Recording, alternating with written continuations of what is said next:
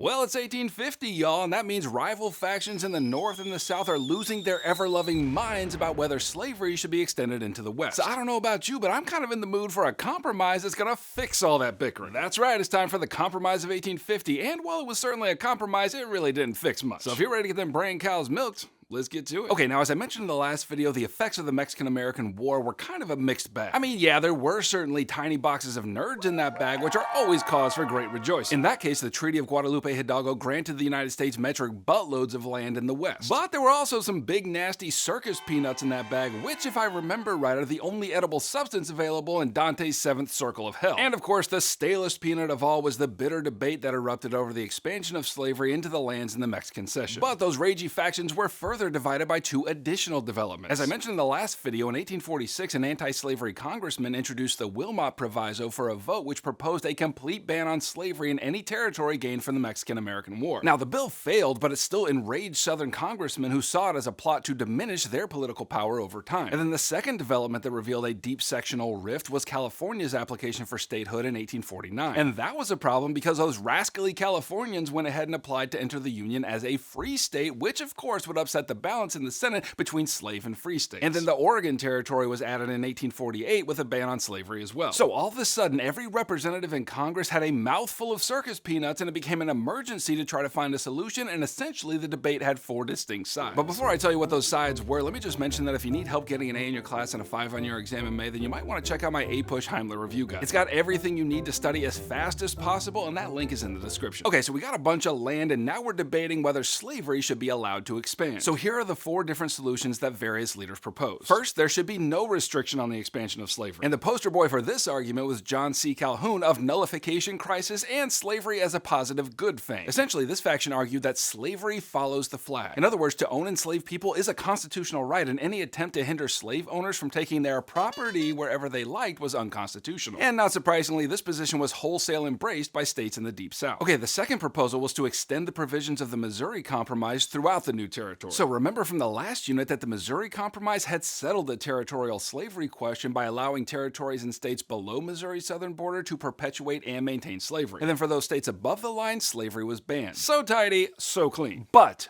big but, massive but, that line of demarcation only extended through the territory acquired in the Louisiana Purchase. So advocates of this position proposed that the dividing line be extended through the lands of the Mexican Cession all the way to the Pacific Ocean. And this position was favored by many Northern Democrats as well as James Buchanan, Polk's Secretary of State. Okay, and then the third proposal was to decide the slavery question in the new territories by means of popular sovereignty. And the definition is in the word itself. Popular means people and sovereignty means power. In other words, this proposal suggested that people who lived in the territories could decide for themselves whether to allow slavery. Now, it was Northern Democrat Lewis Cass who first proposed this idea when Congress was yelling at each other over the Wilmot Proviso. But later this concept got a new champion, namely Democrat Stephen Douglas. Now, in theory, this seemed like a good option, right? Like by branding it popular sovereignty, Cass and Douglas linked this question to the democratic ideals of the country. Like, shouldn't Americans be able to decide for themselves whether or not to allow slavery? But in practical terms, the issue was a little more complicated. Like, neither man really explained how this kind of voting would work, nor did they comment on several difficult issues that would arise as a result of this policy. For example, if a territory was already home to a population of slaveholders and it voted to abolish slavery, then what would happen to the enslaved people and the planters who claimed ownership over them? Regardless, this position was favored by another faction of Northern Democrats. And then the fourth attempt at a solution was to restrict slavery to its current boundaries. Now, this argument was made, not surprisingly, by abolitionists whose goal was to prevent the further spread of slavery. Now, this position was put forth and supported by a coalition of Democrats and Free Soil leaders, which was a group formed in 1848 in response to the war and whose members had gained several seats in Congress. And by their reckoning, by forbidding the expansion of what they called the slave power, slavery would eventually die out, even in the South, as their political influence weakened without a chance to control new territories and states. So, I don't know about you, but to me, that sounds like an unresolvable debate. I mean, if only there was a senator from Kentucky who could take all four of those meaty factions and put them together into a nice compromise sandwich. Oh yeah, there is such a man. That's right, you know him, you love him. It's the great compromiser himself, Henry Clay. So don't forget that Clay was the one who resolved this issue 30 years prior with the Missouri Compromise, and by all measures, it was a pretty decent sandwich, so let's see what he does here. So the Compromise of 1850 contained four major provisions. First, California would be admitted as a free state. Second, the rest of the land gained from the Mexican Cession would be divided into two territories, New Mexico and Utah, and there the slavery question would be decided by popular sovereignty. Third, Washington, D.C. would abolish the slave trade, though slavery itself would be allowed to remain. And fourth, a stricter fugitive slave law would be enacted. Now, as it turned out, none of the groups involved were entirely happy with the compromise, but it passed anyway and made at least some progress on calming down the sectional tensions over slavery. However, apparently Clay wasn't wearing his hairnet when he made that sandwich because there were two thick, nasty hairs in the mayo. And these two parts, far from calming sectional tension down, only increased it. So, nasty hair number one, the fact that states formed out of the New Mexico and Utah territory could decide the slavery question by popular sovereignty, deeply upset supporters of slavery. You see, for them, the Missouri Compromise was nigh unto scriptural in its promise that slavery had a guaranteed path for westward expansion so long as it remained south of the 3630 line. Okay, nasty hair number two, the fugitive slave law, deeply disturbed the abolitionist North. In essence, this law said that any American who encountered a fugitive or,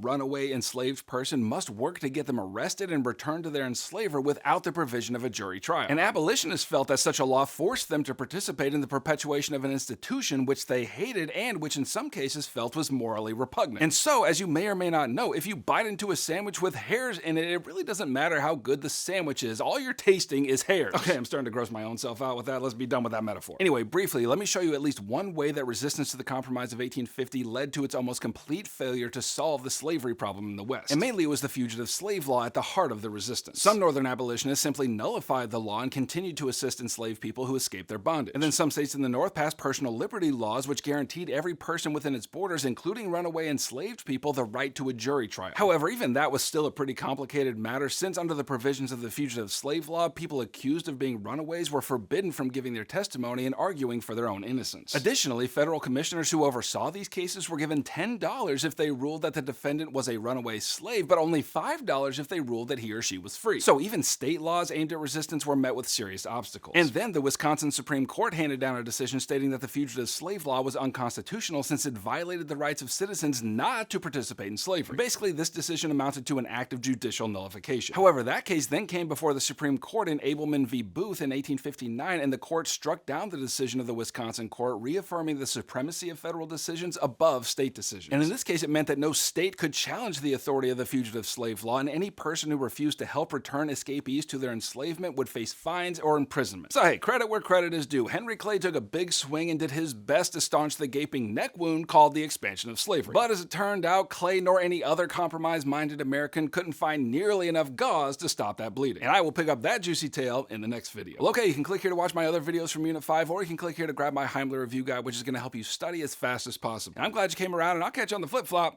Heimler out.